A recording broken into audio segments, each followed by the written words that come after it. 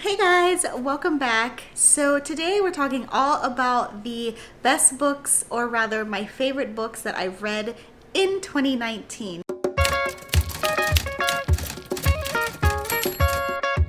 I was going through my Goodreads and I actually surprised myself because I'm a pretty tough judge when it comes to giving books ratings, and I was quite surprised to realize that I have actually rated 13 books 5 stars this year. So that said, I figured I would share with you guys which books I love this year. Just a quick clarification, I'm talking about the books that I read this year, not the books that came out in 2019. So a lot of these, or rather probably most of these, are backlist titles just simply because that's what I gravitate toward, but I don't want there to be any confusion if you're wondering why I'm talking about books that came out years prior. So anyway, that said, let's go ahead and jump right in. I think this will actually be a fun trip down memory lane because if you guys saw my video a little bit ago, I talked about my bookish bad habits, and one of my bad habits that I'm trying to rectify is the fact that I don't, or rather I'm really bad at remembering to rate or review books that I've read in Goodreads, and so I've been a little better about it recently, but I believe probably half of these books that I'm going to talk to you guys about, I didn't review them at all. I just rated them. So let's see if I can even remember what they were about, or at least remember why I rated them 5 stars. So I got my Goodreads app here, and let's just go down the list. So the first book that I read this year that I gave a 5 star to is Wallbanger, and that is by Alice Clayton. You can kind of categorize this as a romance or contemporary women's fiction. I'd probably call it a romance. But anyway, it is about this woman, don't remember her name. It's about this woman named Caroline, and she moves into an apartment building, and the guy next door to her, or rather a person next door to her, is keeping her up at all hours of the night because of the incessant headboard banging. I mean, the fact that this person is going on and on really gets under Caroline's skin, because obviously when she's trying to go to sleep at night, all she hears is wall banging, quite literally. So she goes over to confront the person, realizes that it's this really hot guy, and the fact that he's hot just chuffs her even more because she's like, oh, of course he's hot. But the two of them kind of have this I call it hate banter, but it's kind of like that teasing. I don't really like you, I'm kind of annoyed, but yet they have really good chemistry. So obviously, lo and behold, they end up hooking up. Their sex is incredible, and they end up getting into a relationship together. Now, I will say something that surprised me about this book, but it wasn't detrimental, is the fact that it is part of a series following the same characters.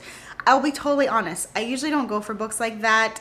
In my romances, if the characters are getting together, they need to be together by the end of the story, and then that's it. I don't really care about the rest of their relationship, but this book was so hilarious. It was my first book by Alice Clayton, who was the author, and I just thought that she writes the characters extremely well. Their chemistry really was palpable. You can feel it in the pages.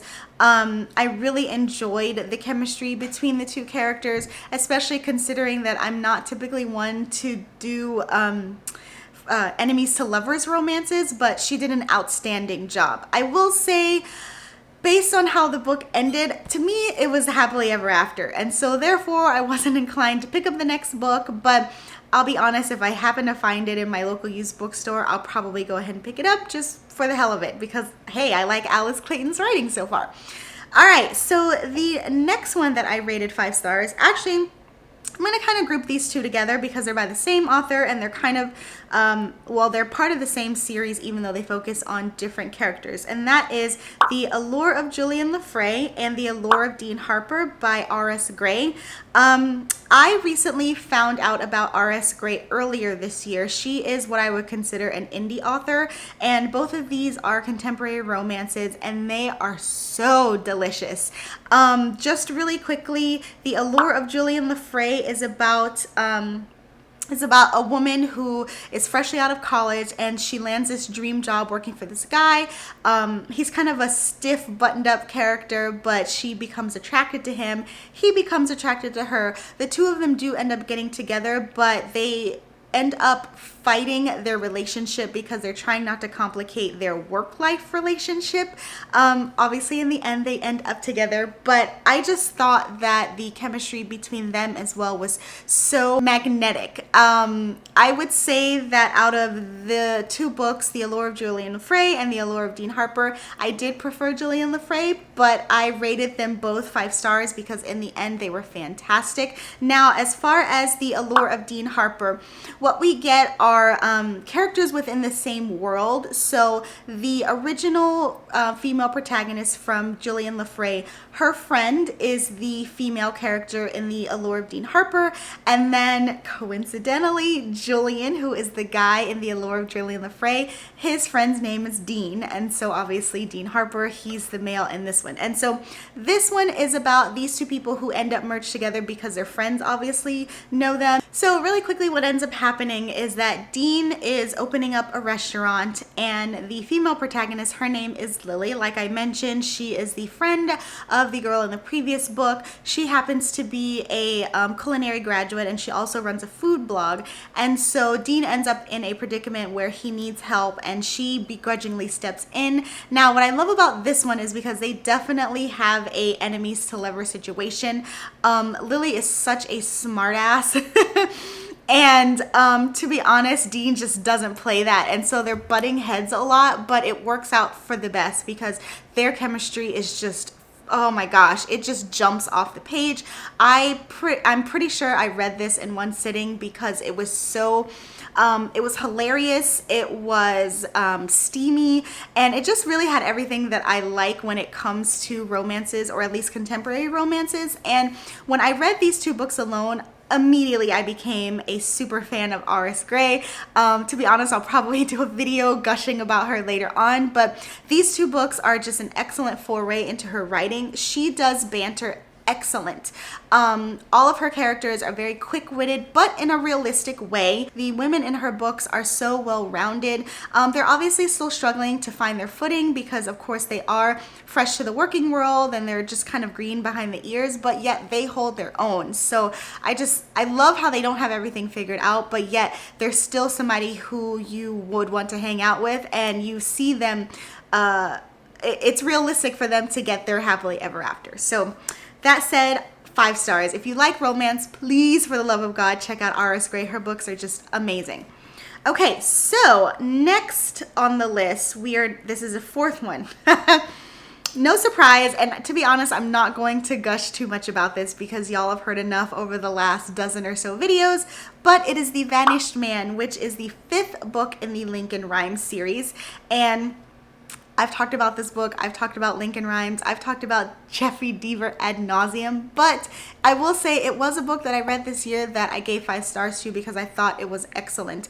As usual, Lincoln Rhymes is doing his thing. The main plot in this one is that him and his partner Amelia are trying to find a killer who is using magic, you know, sleight of hand kind of magic, to kill and rob people in New York City. So gosh, this was just brilliantly executed. I really enjoyed this one because the premise of the killer or the bad guy or whatever you want to call him was so unique. At least I have never heard of someone who has gone about committing crimes in this way. And what I love about this book is that we get inside the mind, or rather we see the perspective of the killer as well, which helps to flesh out his character and kind of also see his thought process as he's going through and trying to do all of these things and evade Lincoln and his team. But anyway, like I said, I'm not going to gush too much about it because I'm sure you guys have already heard about it. And if you haven't, I will definitely link some videos right up here in the cards so that you know what I'm talking about. But if you like police procedurals, he's definitely an excellent author to look into, more specifically the Lincoln Rhymes series. Okay, so the next one is Talking as Fast as I Can by Lauren Graham, which I feel like I'm doing right now. I read this as part of the Gilmore Girl-a-thon, what are we calling that? readathon, the Gilmore Girl-a-thon, I don't remember the name of it. Gilmore Girls Readathon back in the fall. And one of the books that was kind of like the bonus was reading Lauren Graham's biography. And so I ended up checking out at the library. I was kind of flip-flopping if I wanted to listen to the audiobook since Lauren Graham herself narrates it. In the end, I'm glad that I didn't do that simply because, sometimes I feel like it works for me, but other times I think I would have been a little bit more distracted because while I really enjoyed the book and hearing her words, I would have been imagining her too much, and that probably would have thrown me off. But anyway, like I said, I'm glad that I read the book. I breezed through it, and to be honest, I don't read a lot, if any, biographies. I think I might have read 3, including this one, in my entire reading career. But I'm so glad that I chose this one. One, I love Gilmore Girls, and so naturally I love Lauren Graham, and this one was especially a treat because it reinforces what I thought all along, or rather what I was hoping for all along, which is the fact that Lauren Graham is Lorelai. I mean, her role of Lorelai was handcrafted especially for her, and her upbringing and kind of diving into her thought process while she was on the show, and then when it came back for the reboot, or rather continuation, it was such a treat to be able to hear her thoughts about it, and I really, really enjoyed it. Typically, it's a little ironic because naturally people, I'm sure, or I'm assuming, would rather gravitate towards biographies of people who interest them, and whereas for me, I tend to do the opposite. Not saying that I'm going to read a biography of somebody I don't give a shit about, but somebody who I'm usually kind of like tepid in the middle, simply because it's one of those don't meet your hero things, at least in my head. I'm always afraid. I have this fear that if I read a biography about somebody who I love and their voice or their tone or their story just doesn't meet what I have envisioned in my head, I'll be disappointed. Scratch all that. This book was the total opposite. It was everything that I thought, everything that I hoped for, plus more. So if you like Lauren Graham or if you like Gilmore Girls, then I would definitely recommend this. And if it's a bonus, or if you would consider this a bonus, it's not long. So if you read the audiobook, I believe it's only like 4 or 5 hours, so you can knock that out in an afternoon and then go ahead to proceed to binge the show again. Okay. So the next one we have is called The Ice Limit by Douglas Preston. And this was something that I think I got on Audible because it was a recommendation and then it was simultaneously on sale when I picked it up. And I would probably consider this one, what genre would this be? Kind of like action or suspense? Not a hardcore mystery at all, but essentially what this one is about is a group of explorers or hired scientists are going on this expedition to find this meteorite that a billionaire has hired them to bring back because this billionaire has an obsession with science and he wants to have it for his own personal museum collection. So this, I don't really want to call them ragtag, but for lack of a better description, this ragtag group of specialists go down to South America to extract this meteorite, and naturally things go wrong. But it was so intriguing. The audiobook was excellent because, to be honest, it plays out exactly like a movie. I could picture all the characters in my head, and I was quite surprised at how interesting the author made science. I'm naturally somebody who is interested in science, but I know a lot of the times if it's not done well, you can get bogged down in those details that may or may not be a little boring to sludge through when you're trying to keep up with an action-paced plot, but that wasn't the case in this one. And to be honest, there is a twist with the meteorite that does give it kind of a suspenseful feel, and in the end, I rated this 5-star because of just the perfect storm of things coming together. It was interesting, it was intriguing, the characters, there was some character development that I wasn't expecting, and on top of that, I didn't realize that this was part of the series. So it did end wrapped up, but with just enough loose ends that would entice me to read the next book. Okay. next book that I read that I gave 5 stars to is another Lincoln Rhymes book. What can I say? I'm a sucker, and to be honest, it's not me. It's the series. It's just so well written. But this one is The Broken Window, which is, let me see, I believe the 8th book in the series. And this one was about a killer that Lincoln and Amelia are trying to find, who was a hacker. And I know that that has been done a lot. While I personally have not read a lot of books dealing with hackers, I know it's a super popular plot point, and the way that Jeffrey Deaver did it in this one was especially intriguing because we got to see not only Lincoln, but his co-workers really vulnerable and exposed, because everyone's information can be accessed digitally, and that's exactly what the villain does in this. He exposes them, he exposes their weak points, and it's all over just fantastic. And another added element is that in this one we get the plot line of Lincoln also trying to solve a crime that his cousin was blamed for. And if you guys know anything about the story, Lincoln is such a stoic hard ass, and he's not going to do something just for family. He has to have a good reason to, and he has to have kind of a selfish reason. And obviously it worked out for his cousin because Lincoln was intrigued enough to take on the case, and so him and Amelia are trying to get to the bottom of it, and it's just all over a good time. Okay, oh my goodness. So let's see, these next two I'm going to review together, and that is Princess Jellyfish, the first collection, and then Princess Jellyfish, the second collection. Now, way back, well, it wasn't that far because I'm still a book newbie, but back when I first started my channel, I think the first video that I ever did was talking about the last 5 books that I read that I rated 5 stars, and the first collection of Princess Jellyfish was on that list. I have proceeded to go on and read the second collection, both of which I gave 5 stars. And for those who don't know, Princess Jellyfish is a manga which chronicles the upbringing, no, that's not the word.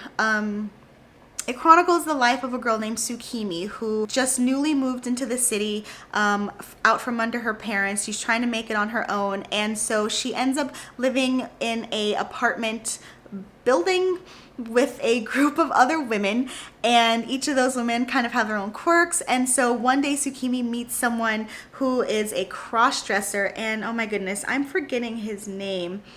It's gonna bother me. Hold on, guys. Gonna look it up really quickly. Koronosuke. Sorry, just blanking out there. Anyway, one day she meets a girl on the street, and she brings her back to the apartment. They kind of hit it off. Tsukimi's extremely shy, so this girl kind of like pushes up on her and forces herself to become her friend. But the next morning, come to find out, it's not actually a girl. It is a guy who is a cross-dresser, and his name is Koronosuke, and he comes from this really rich, large, powerful political family. But he's so intrigued with Tsukimi, and he just wants to be her friend. And it's just such a wholesome, sweet, charming, lovely manga. I actually found out after reading the second book that they had a season of it on, I think I saw it on Crunchyroll, or maybe it was Funimation, I don't remember, but they ended up making one season of an anime about it, and I watched it, obviously, and my husband watched it with me, and he adored it, and it's just so charming. I really love it. There are more books in the series, I just haven't gotten a chance to pick them up, but if you like manga, or even if you like just sweet feel-good stories all around, I would definitely recommend checking it out. There are some love interests. I don't want to say between who. That might be a possible spoiler depending on what you consider spoilers, but trust me, I think it's totally worth it all around. Okay, so next we have let's see, Beta, which is book 2 of a series by Jacinda Wilder. The first book in the series is called Alpha. I'm pretty sure that I reviewed both of these in my November wrap-up because I actually just read them last month. But they're both erotica books. The one that I gave 5 stars to, though, was Beta. And what I'm about to say is going to totally contradict what I said earlier in the video, which is about me not liking, or rather, I don't typically enjoy reading books where the couple ends up at the end, but then they have other stories afterward. Now that I'm thinking about it, I'm gonna contradict myself a few times because I did read 50 Shades of Grey, and Beta is another example. But so this is about a girl named Kyrie. I don't want to tell you what the first book is about, but I do. But for the sake of this video, Beta follows the continued relationship of Kyrie and Roth, who get together obviously in the first book. And so this second book is their relationship with a third-party external force who has tried to come in and mess things up. And oh boy, do they mess things up.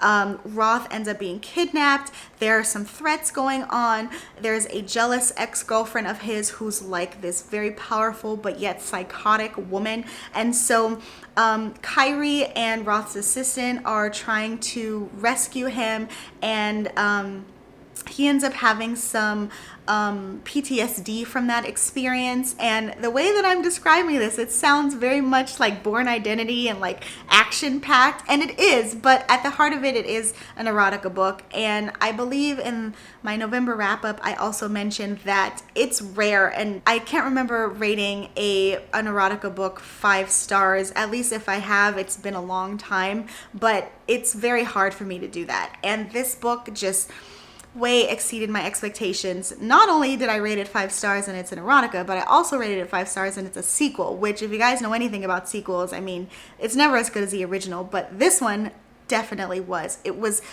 very, very intense. Obviously the sex level is high, but even just ignoring the physical chemistry, which is very well done, the emotional impact of the way that Jacinda Wilder writes her characters is just off the charts. I mean, both of these characters are messed up. The tortured hero concept she takes to a whole new level because Roth is built up on this pedestal by the end of the first book, but by the end of the second book, he is so much more vulnerable, but in such a good way that you just can't help but have your heart hurt for him.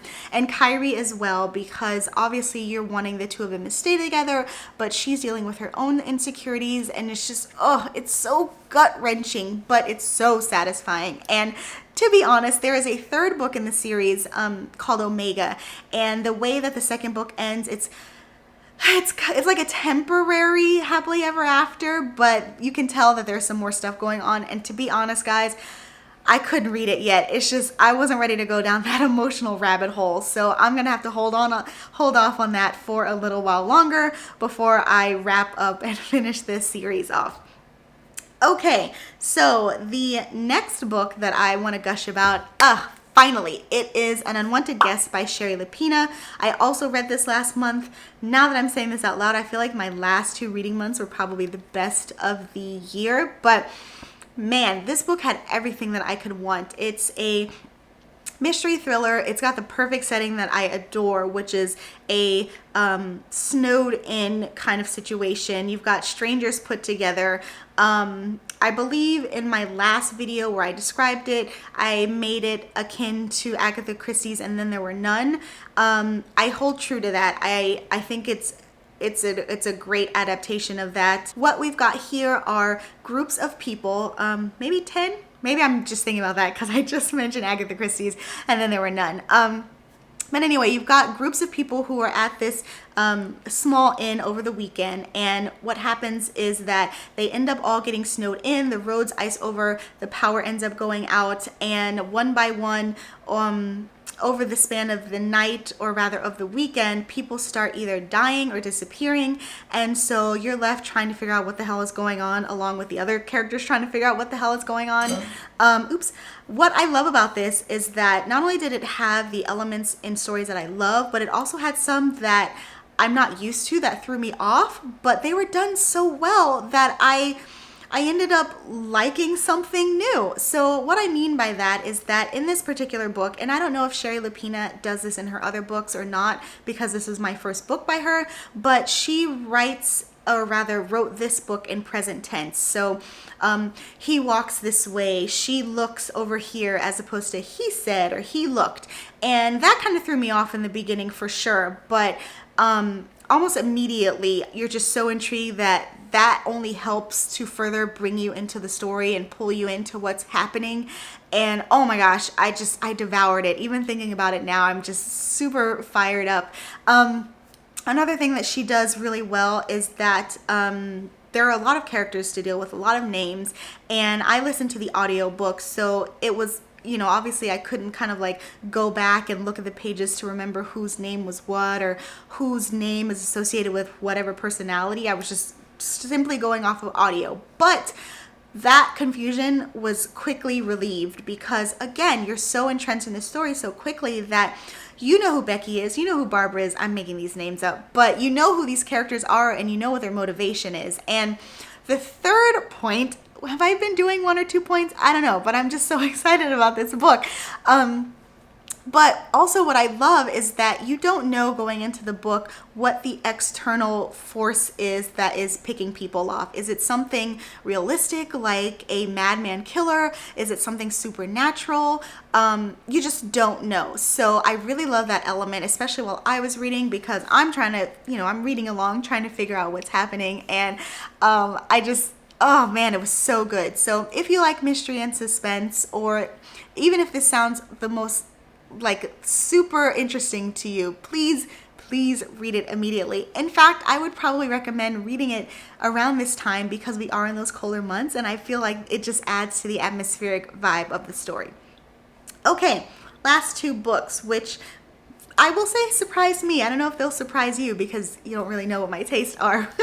But the last 2 books that I read that I gave 5 stars are personal development books. And the reason that that surprises me is because I don't typically read personal development books, but I have recently started just because I have been trying to wake up earlier, get my mind in a good place, and I find that starting my day off by reading something like this, even though obviously I love to read fiction, it just helps put me in a better state of mind. So these 2 books are The Miracle Morning and Atomic Habits. The Miracle Morning is by Hal Elrod.